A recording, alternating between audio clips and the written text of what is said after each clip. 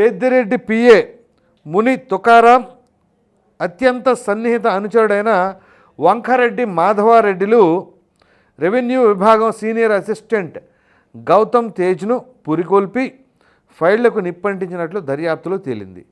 మాధవారెడ్డి ముని తుకారంలో మరికొంతమందితో కలిసి ఈ కుట్రకు పాల్పడినట్లు వెల్లడైంది. పెద్దిరెడ్డి ఆదేశాలు అండదండలతోనే వారు ఈ కుట్ర చేశారు అనే ఫిర్యాదులు ఆరోపణలు ఉన్నాయి. ఇక్కడ ఏంటి అంటే పెద్దిరెడ్డి గారికి సంబంధం లేకుండా వాళ్ళు ఎందుకు చేసుకుంటారు? వాళ్ళకి ఏం పని?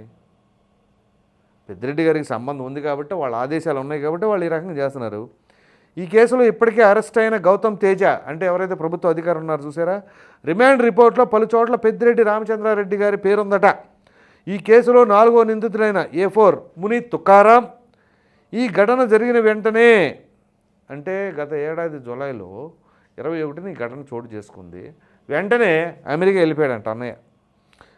మరి అమెరికా పారిపోతే ఏం చేశారు?